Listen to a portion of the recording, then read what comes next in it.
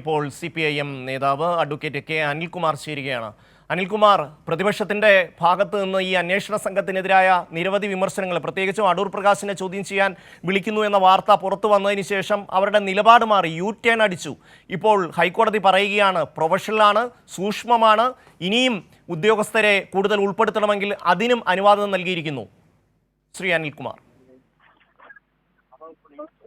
ഒരു ജാമ്യാപേക്ഷ വാദം കേട്ട ഘട്ടത്തിൽ ഒരു സിംഗിൾ ജഡ്ജി ആ ജാമ്യാപേക്ഷ SITക്ക് അനുകൂലമായി, പ്രോസിക്യൂഷൻ അനുകൂലമായി തള്ളിക്കളയുകയും SITക്കെതിരായി കടുത്ത പരാമർശങ്ങൾ നടത്തുകയും ചെയ്തു. യഥാർത്ഥത്തിൽ ദേവസ്വം ബെഞ്ചിനാണ് ഇപ്രകാരമുള്ള അന്വേഷണത്തിന്റെ മേൽനോട്ട ചുമതല.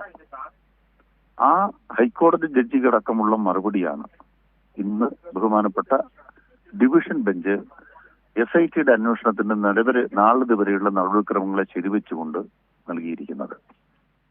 ഇതിൽ വ്യക്തത വരുത്താനുള്ള കാര്യം എന്താണ്? ഒരു കാര്യത്തിൽ വ്യക്തത വരുത്തേണ്ടതുണ്ട്.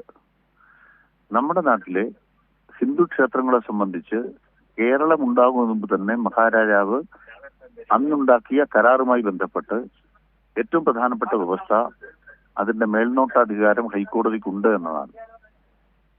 അതുകൊണ്ടാണ് ഹൈക്കോടതിയുടെ ഡിവിഷൻ ബെഞ്ച് ദേവസ്വം ബെഞ്ചായി പ്രവർത്തിക്കുന്നത്.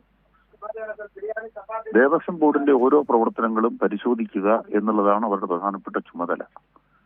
ആഡിറ്റിൽ പരിശോധന നടത്തി അതിന്റെ ഭാഗമായി കൃത്യമായി പരിശോധന നടത്തി തീരുമാനമെടുക്കേണ്ടതും ഹൈക്കോടതിയാണ്.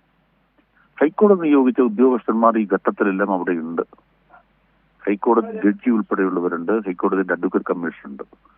അവരുടെ എല്ലാം കൺമുമ്പിലാണ് കട്ടളപ്പാളിയും അതുപോലെ തന്നെ വാതിലുകളും അതുപോലെ തന്നെ ദ്വാരപാലക ശില്പങ്ങളും ഇപ്രകാരം നവീകരിക്കുന്നതിന് കൊടുത്തുവിട്ടത് എന്നുള്ളതാണ് പുറത്തു വന്നിരിക്കുന്ന യാഥാർത്ഥ്യം. അപ്പൊ ഇതിൽ ആരുടെ എല്ലാം ഭാഗത്ത് വന്നിട്ടുണ്ട് എന്നുള്ളത് വളരെ പ്രധാനപ്പെട്ട കാര്യമാണ്. അത് പരിശോധിക്കപ്പെടുക എന്നുള്ളത് ക്ഷമാപൂർവമായി നടക്കേണ്ട ഒരു ക്രിമിനൽ കുറ്റത്തെ കണ്ടുപിടിക്കാനുള്ള പ്രവർത്തനമാണ്. ഭരണതലത്തിലുള്ള വീഴ്ച വേറെയുണ്ട്. അതിനെ രാഷ്ട്രീയ കളിക്ക് ഉപയോഗിച്ച പ്രതിപക്ഷത്തിന്റെ മുഖത്തേറ്റ അടിയാണ് ഇപ്പൊ സംഭവിച്ചിരിക്കുന്നത്. വസ്തുതകൾ പുറത്തു വരുമ്പോൾ ഉണ്ണകൃഷ്ണൻ കുറ്റിയെ ശബരിമലയിൽ കൊണ്ടുവന്നത് LDF അല്ല. അയാളെ ശബരിമലയുടെ അംബാസഡർ ആക്കിയത് ആരാണ്? സോണിയാഗാന്ധിയുടെ പക്കൽ എത്തിച്ചത് ആരാണ്? തുടങ്ങിയ വസ്തുതകളൊക്കെ പുറത്തു വന്നു കഴിഞ്ഞു. അതുകൊണ്ട് ഇടതുപക്ഷ പ്രസ്ഥാനം, കേരളത്തിലെ ഗവൺമെന്റ് ഫലപ്രദമായി ഇക്കാര്യത്തിൽ പിന്തുണ നൽകുന്നു എന്നുള്ളത് കോടതി ശരിവച്ചിരിക്കുന്നു എന്നുള്ള യാഥാർത്ഥ്യമാണ് പുറത്തു വന്നിരിക്കുന്നത്. നന്ദി ശ്രീ അനിൽകുമാർ പ്രതികരിച്ചതിന്.